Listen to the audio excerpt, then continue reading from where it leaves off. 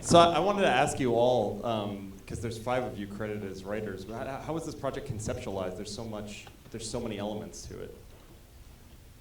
I think the band initially had this idea a while ago. They had an idea of mixing concert with narrative, and when I had heard of it, it was very unusual, and I had never experienced anything like that. I thought it would be a weird and fun ride, and I'll let them talk about it. Well, when you're financing your own movie, you can do whatever you want. So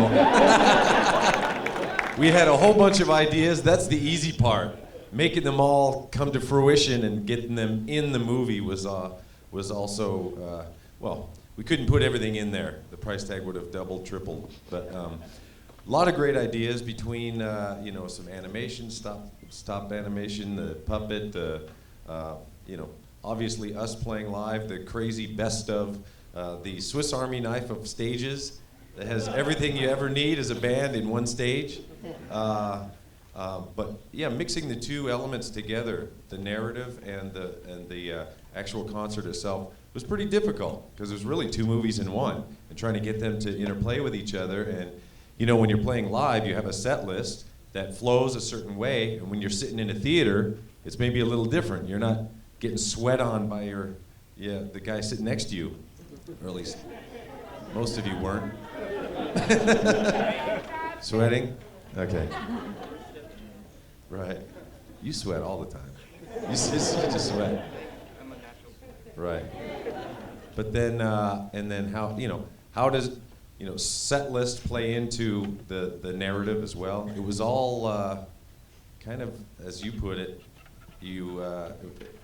learning experience. As we went along, we learned what needed to happen, and we let it kind of edit itself and finish itself. I'll shut up now. That's the most you've ever talked. Wow. Why do I have to do all the fucking interviews? He's so good at it. Mark, seriously? Brian? Yeah, I'm gonna pass this one on. I already forgot what I was gonna say. Yeah, I mean, conceptually, a lot of credit has to be given to Nimrod with his initial treatment of the narrative. Out of the 4 treatments that we got to check out, Nimrod just stood out, and the feel of the narrative was very Metallica-esque, and it was open enough concept so that we can put in all sorts of ideas and kind of like mold it the way we needed to, and just kind of like push it along and nurture it until it was something that we really enjoyed and could stand behind it and think that, yeah, this is great. Let's put the Metallica mark of approval on it. And so, like I said, Nimrod, you have to take some credit for this concept, because this concept is really, really great, man. There you go.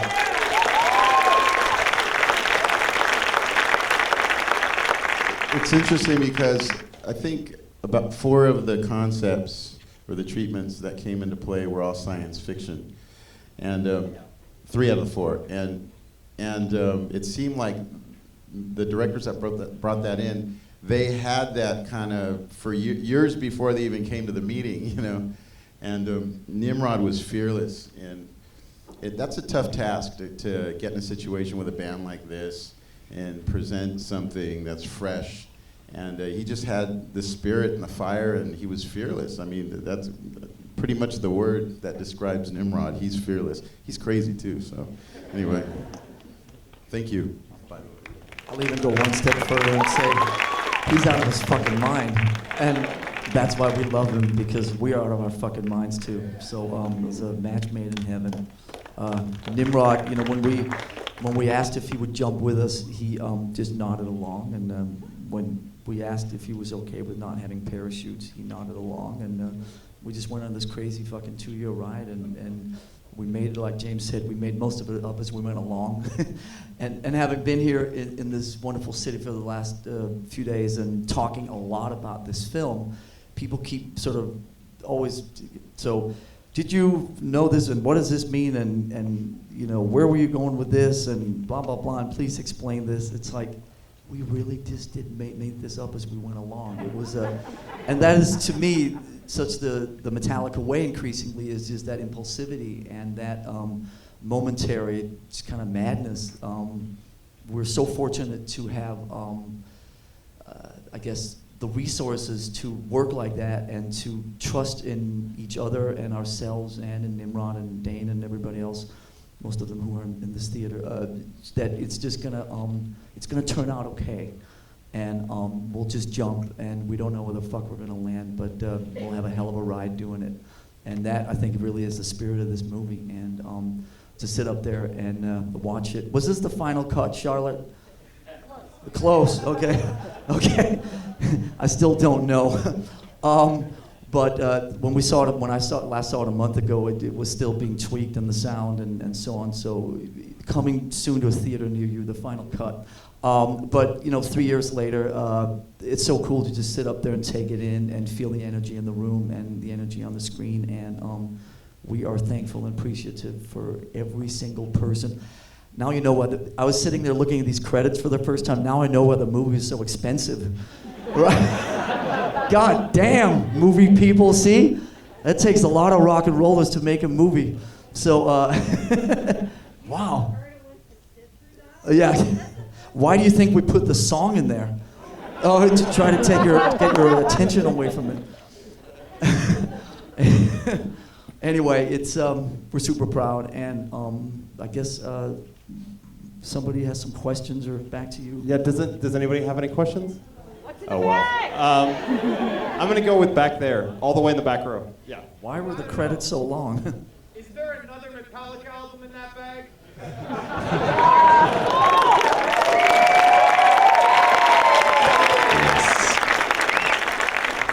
Of course, there's a lot of stuff in that bag.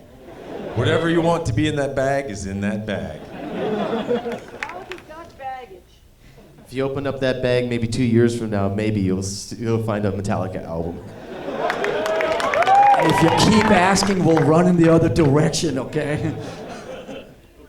The back row here. Right here? Yeah. Great movie.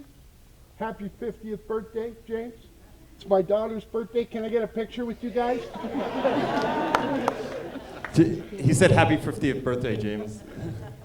He said happy. Yeah, I know he's not talking to me because I'm only 49. That's right. Right there? Thank you. Right here? Are the riot scene and the burning road inspired in true events from the 90s, like Montreal riot and The question was, are the riot scene and the burning road inspired by true events from the 90s? Nimrod? Okay, you wrote the script, bro. The Canucks, I think, lost the game.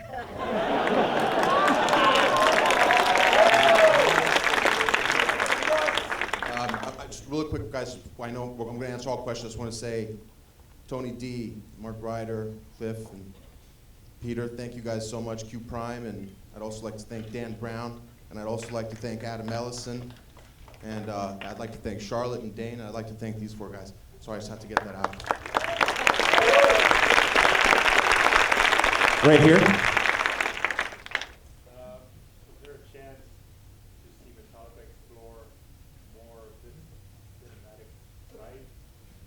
The question was, is there a chance to see Metallica explore more their cinematic side?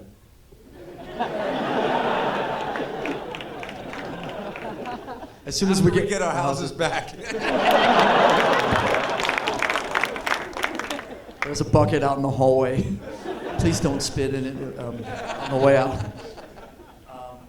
Listen, between Some Kind of Monster and this, obviously those are pretty two cool bookends and obviously two opposite ends of the spectrum. Every time we do this, it's a hell of a ride, and if nothing else, I hear your comment up there about the next record, but you have to understand that getting a chance to do all these different challenges and adventures really fuels us to go back into the studio and make hopefully a better album. And so Metallica, I think, increasingly depends on these type of things to just be inspired and feel challenged as artists. So making films is great, and it certainly gets us out of our comfort zone. And so when we get back to the studio, we just feel more inspired and more invigorated and hopefully ready to go. So, maybe, if there's a sequel, we can find out what's in the bag, Nimrod.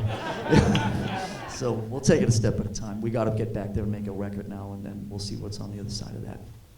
I'm right here. Obviously, the set was very eclectic and it was great storytelling through song. How did you guys come up with the set list through your massive catalog? The question was how you guys came up with the set list through your entire catalog to come up with that story. Well, as Dan Brown calls them, there are the toe-tapping favorites. Obviously, we would probably not put the last 6 songs on reload to film. No disrespect to those fine songs, but I don't know. I don't. To the next one.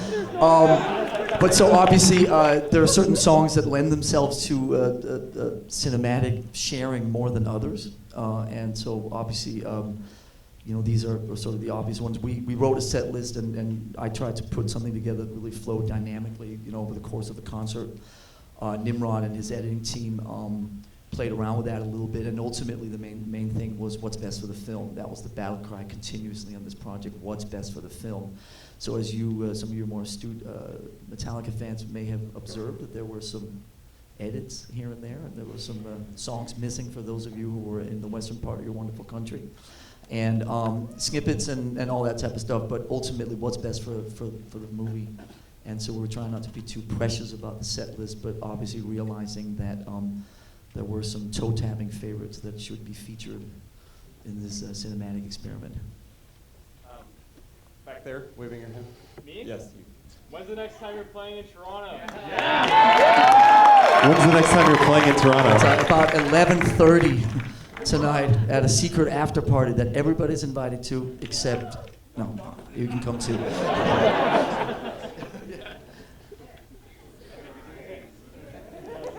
Your backyard. Right here. In your mind.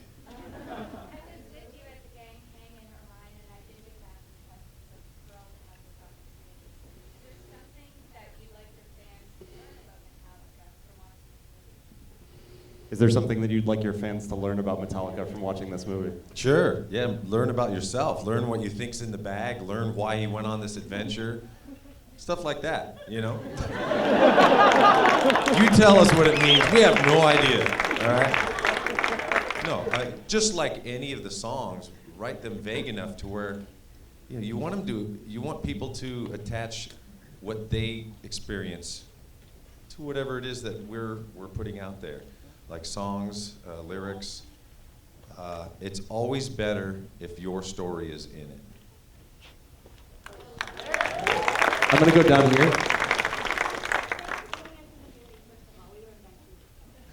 She said thanks for putting us in the movie. They were at the Vancouver show. Your autograph?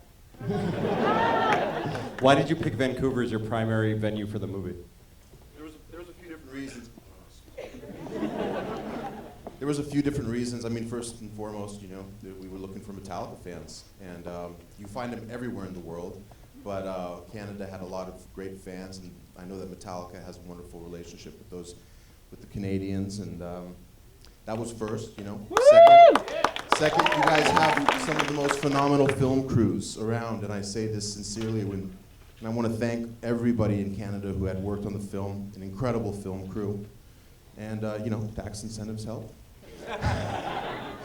It was a perfect storm. Right here.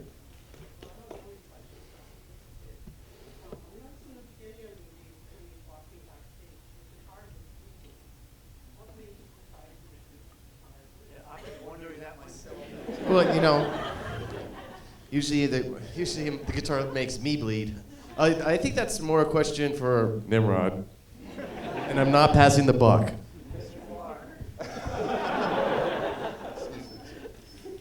I wanted to give, every band member, when we had started production, I had gotten to know them all a little bit, and I know that they all have their own passions.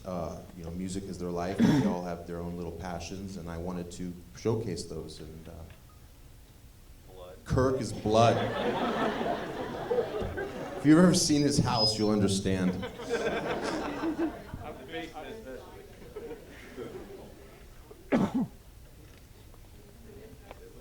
I'm gonna go up here, please. Yes. Okay, I was wondering, was there any other choice, this is regarding Dane DeHaan, was there any choices before Dane DeHaan, before he was made as the official actor to play Rip? The question was on the casting of Dane. No.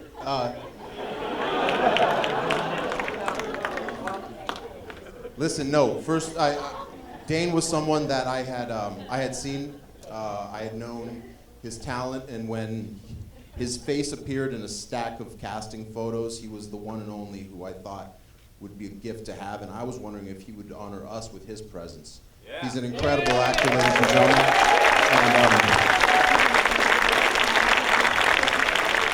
And, his talent is sick.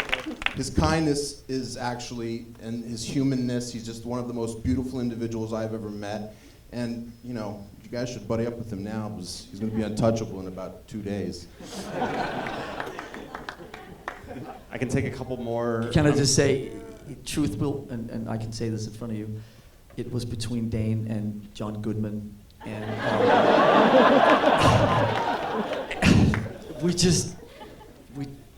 we flipped a coin and it was Dane. And so there you go, but just keep that in here because we don't want to be disrespectful to John Goodman. And their physicalities are so similar.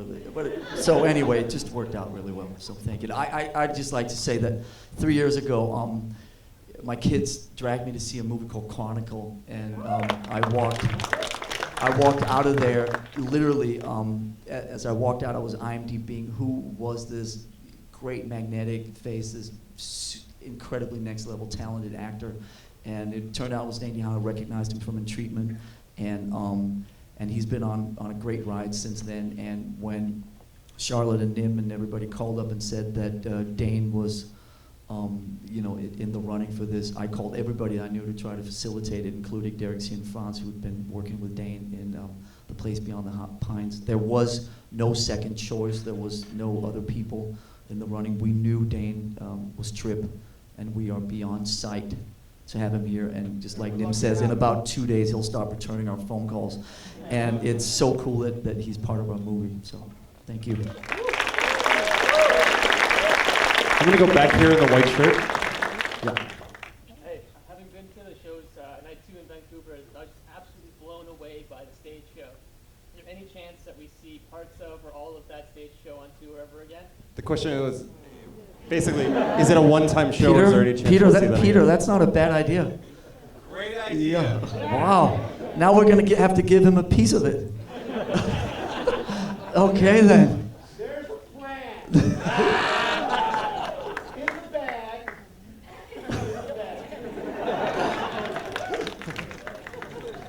Okay, one more. I'm gonna go there. No, right here. Yeah. Yes. Yes. Oh, hi guys, great movie, first of all. Just going back to Dane, that was an amazing performance, and I just want to know how challenging it was for you as an actor to work in a role with such limited dialogue. Yeah, I mean, that was one of the things that I thought was really cool about it, and one of the reasons I really wanted to do it. I always think that it's what goes on when you're not talking that's important anyway. So to not have any words in my way was, it was a challenge, but it was also in a lot of ways a great luxury.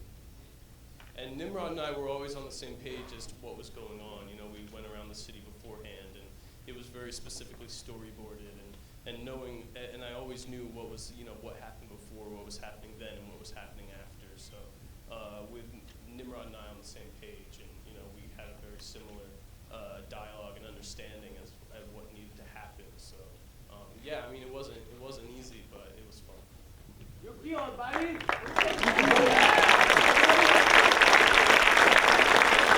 right, well, I want to thank these guys so much for coming. Can we get another?